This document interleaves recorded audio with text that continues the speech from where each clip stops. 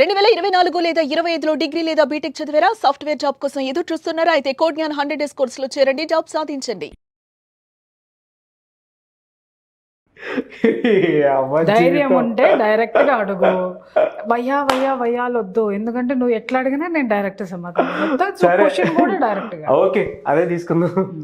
భార్యని కొంతమంది బయట వాళ్ళు ఏది అడిగినా కూడా ఎన్ని లక్షలు పెట్టినా కొనిచ్చేస్తారు.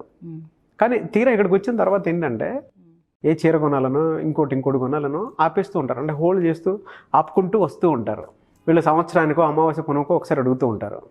మేబీ వాళ్ళ మీద ఏ సైకాలజీ పనిచేస్తుందో తెలియదు కానీ బట్ వీళ్ళకి కొనివ్వడానికి మాత్రం కొంతమంది భర్తలకి అసలు మనసు రాదు. ఎలా అండి? అంటే దీన్ని ఏ విధంగా తీసుకోవాలి మనం? ఈ ప్రశ్నకి సమాధానం నేను గత 18 ఏళ్ళ నుంచి ఎదుగుతున్నా. మా ఇంట్లో నుంచి వస్తుందేమో, నువ్వు నన్ను అడిగి. సరే, నా అనాలిసిస్ నా ఇది నేను చెప్తాను. మీ మరదలింటో ఫంక్షన్ జరిగింది, లేదా మా ఆయన మరదలింటో ఫంక్షన్ జరిగింది. అక్కడ ఏం జరుగుతుంది? ఆ ఫంక్షన్ అనగానే వీళ్ళకి ఒక విజన్ వచ్చేస్తుంది అనమాట. మనం వెళ్ళాలా, ఇమేజ్ కార్లో నుంచి దిగాల, దిగిన తర్వాత ఇలా ఒక వాల్యుబుల్ అందరూ చూసేటట్టు, ఎందుకంటే అక్కడ అందరూ ఉంటారు కాబట్టి అందరూ చూసేటట్టు ఒక వాల్యుబుల్ గిఫ్ట్ ఇవ్వాలి. అప్పుడు అబ్బా బావగారు అని చెప్పేసి ఒక సింహాసనం వేస్తారు. అంటే స్పెషల్ కుర్చీ తుడిచి కూర్చోబెడతారు, దాంట్లో కూర్చోవాలా.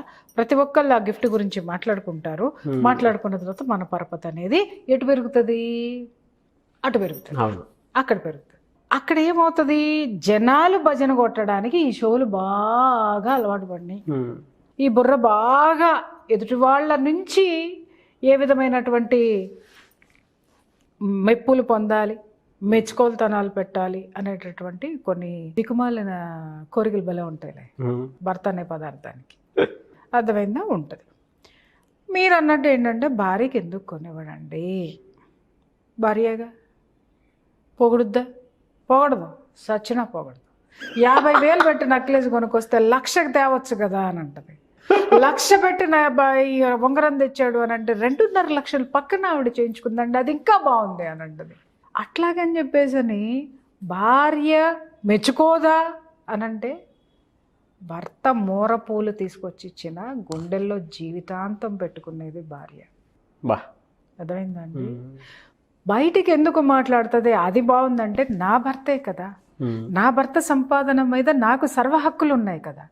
నేను ఈ సామ్రాజ్యానికి, నా భర్త పరిపాలించే ఈ కుటుంబ సామ్రాజ్యానికి నా భర్త మహారాజు అయితే నేను మహారాణిని. ఏం చెప్పారండి? అర్థమైందా? కాబట్టి నాకు ఈక్వల్ రైట్స్ ఉన్నాయి. అందుకని నువ్వు రూపాయి పెడితే 2 రూపాయలు అడుగుతుంది. ఎందుకనంటే షీ నోస్ దట్. నీకు లేకుండా పీడించే భార్యల గురించి, తెమ్మని భార్యల గురించి నేను మాట్లాడుతున్నాను. నీ స్థాయి ఏంటో, నీ తాత ఏంటో, నీ యొక్క ఎలిజిబిలిటీ, తన ఎలిజిబిలిటీ ఏంటో తనకి బాగా తెలుసు. కాబట్టి నువ్వు 10,000 చీరకి ఇచ్చావు అనంటే నేను 25,000 షాపింగ్ చేసుకొచ్చి మళ్ళీ 15,000 మైనస్ చూపిస్తా. కారణం ఏంటి? నా భర్త కట్టగలటండి, కట్టగలడు కాబట్టే నేను చేయగలుగుతాను. అంతేగాని ఆ 25,000 మా అప్ప అంటే షాపాడు అప్పిస్తాడా? ఖచ్చితంగా ఇవ్వడో. ఏ ఇంట్లో ఖర్చులకో లేకపోతే ఇంకో దానికో ఇచ్చి ఖర్చు పెట్టేసుకుని వచ్చి చక్కగా కూర్చొని హ్యాండ్ అయిపోయినాయండి ఇంకో 15,000 అంటే ఖచ్చితంగా ఇస్తాడు. It's not a burden. అట్లాగే ఒక నగ కొనుక్కున్నారు, సరే లేవే 1,00,000 రూపాయలు శాంక్షన్ చేస్తున్నా, పుట్టినరోజుకి ఏదైనా సరే కొనుక్కో అనగానే 1,50,000 లేదా 2 లక్షలు వచ్చి చేరు. ఎందుకు వచ్చి చేరుతుంది అనంటే 1,00,000 రూపాయలు పెట్టి ఆ చిన్న వస్తువు, అమ్మో నా మా ఆయన బడ్జెట్ 1,00,000 ఇచ్చాడండి, దీంట్లోనే కొనుక్కోవాలండి అనేటటువంటి భార్య యొక్క యాటిట్యూడ్ ఎందుకు అలా ఉండిపోతుంది అని అంటే వీడు డిక్టేటర్ అయితే. 1,00,000 కొంతమంది ఉంటారు సార్, 1,00,000 అంటే 99,999 రూపాయలు కొన్నా ఊరుకోడు. 1,00,000 ఒక్క రూపాయి పడినా కూడా ఊరుకోడు. రూపాయి తగ్గినా ఊరుకోడు, 10 పైసలు ఎక్కువ పడినా ఊరుకోడు. కాబట్టి అదే దాంట్లో కొనుక్కొచ్చేవాడు ఇంట్లో డిక్టేటర్. అలా కాకుండా జస్ట్ అవును కదా, ఎస్ అతనికి కట్టేటటువంటి కెపాసిటీ ఉంది అని అంటే సరే ఈ వస్తువు కొనుక్కుంటే ఇది భవిష్యత్తులో ఉపయోగపడుతుంది కదా. లేదు ఈ పట్టు చీర చాలా బాగుంది, ఫలానా పెళ్లిలో కట్టుకుంటే నా హోదానే కాదు, నాతో పాటు నా భర్త యొక్క గొప్పతనాన్ని కూడా నేను అక్కడ చూపించుకోవాలి. అంతేగాని డబ్బులు తీసుకొని బ్యాంకుల్లో వేసుకుని మొగండి తన్ని బయటకు కొంటారు కదండి. అవునండి. భార్య ఎప్పుడు కూడా భర్త హోదాని 10 మందిలో ఎస్టాబ్లిష్ చేయడానికి ప్రయత్నిస్తుంది, భర్త తనకి తాను ఎస్టాబ్లిష్ చేసుకుంటానికి ట్రై చేస్తాడు. ఇది తేడా గమనించండి. భార్య ఒంటి మీద చీర కానీ, ఒంటి మీద నగలు కానీ, ఇంట్లో వస్తువులు కానీ అది భర్త హోదాని రిప్రజెంట్ చేస్తుంది. కానీ భర్త అనేవాడు ఏదైనా గిఫ్ట్ ఇచ్చాడంటే వాడు సమాజంలో మహారాజు అవుతాడు, చుట్టాల్లో గొప్పవాడు అవుతాడు, ఫ్రెండ్స్లోనేమో ఓ పెద్ద పుడింగ్ అవుతాడు. కానీ భార్యను ఎవడు మెచ్చుకోడు sir. That is the variation. చాలా పెద్ద లాజిక్ కదండి. అందరూ ఏంటి అని అంటే, అమ్మ పెళ్ళానికి ఎంత పెట్టినా తృప్తి ఉండదు, ఎంత పెట్టినా తృప్తి లేని భార్యలు ఉన్నారు సార్. లేరని నేను అడగను. పీడించి హింసించి తీసుకునే వాళ్ళు ఉన్నారు. నేను మన వాళ్ళ గురించి మాట్లాడుకోదు. ఆత్మ సంతృప్తితోటి ఏది ఇచ్చినా, నేను చెప్పాను కదా, మూరపూలు ఇచ్చినా కూడా మా ఆయన ఎప్పుడో నా పెళ్ళైన కొత్తలో మూరపూలు తెస్తే నాకు ఇంకా గుర్తుంది. అంటే ఇప్పుడు దాకా తీసుకురావట్లేదనా? అవే అంటే ఆయనకి టైం ఉండదు, నాకు ఒక తీరిక ఉండదు. సో అది జీవితమైన, బట్ ఒక మెమరీ అనేది అట్లా ఉంటుంది కదా, అర్థమైందా? అది ఏమవుతుంది అని అంటే అది గుండెల్లో ఉండిపోతుంది సార్. ఏ గిఫ్ట్ ఇచ్చినా గుండెల్లో ఉండిపోతుంది. ఇంకొక మాట నేను చెప్తాను, నా దగ్గరికి చాలామంది కౌన్సిలింగ్కి వస్తారు కదా, ఏమండి మా వారు చాలా మంచివారండి కానీ ఈ విషయంలో, మా వారు చాలా మంచివారండి కానీ ఈ విషయంలో. ఏ విషయాలు అవి? కానీ తాగుబోతు ఈ ఒక్క విషయంలోనేనండి. తాగొచ్చి కొడతాడండి. ఆ తాగుడు లేకపోతే మంచివాడండి. ఇదొక సెక్టరా? ఏమండి మా వారు చాలా మంచివారండి కానీ వాళ్ళ అమ్మ మాట, మా ఆడపడుచుల మాట బాగా వినేస్తారండి, పక్క వాళ్ళు ఏది చెప్పినా వినేస్తారండి.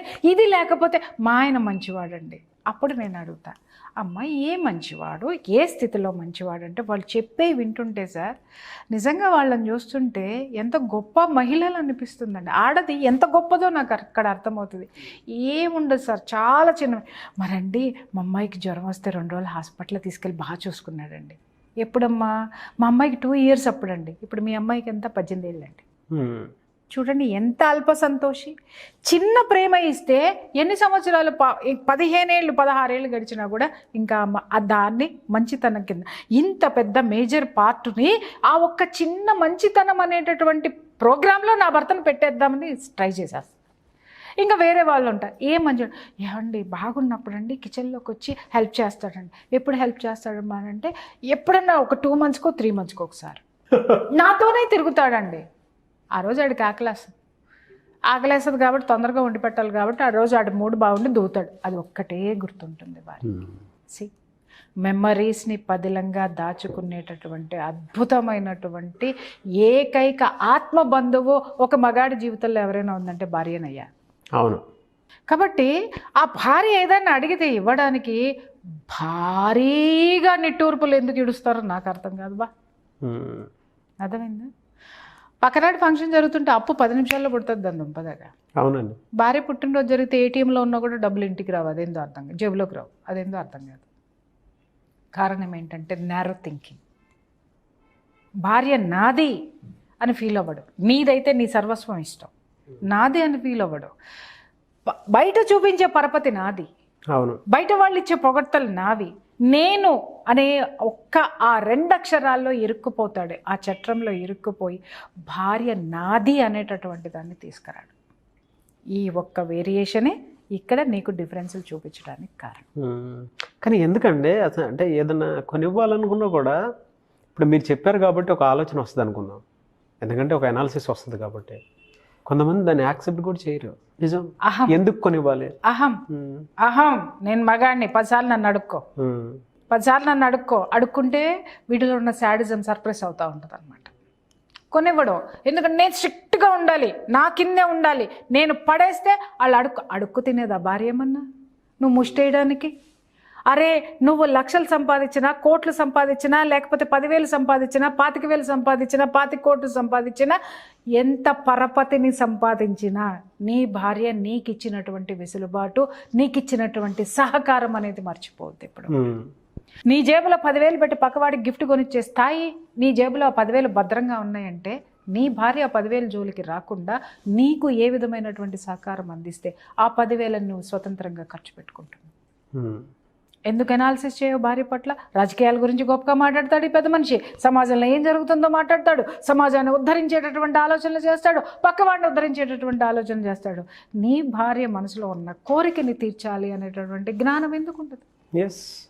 ఎందుకంటే ఇది నాదే అని ఫీల్ అవ్వడు. అదంతే, అది పక్కన పడి ఉంటుంది అంతే. బా ఎగ్జాక్ట్లీ.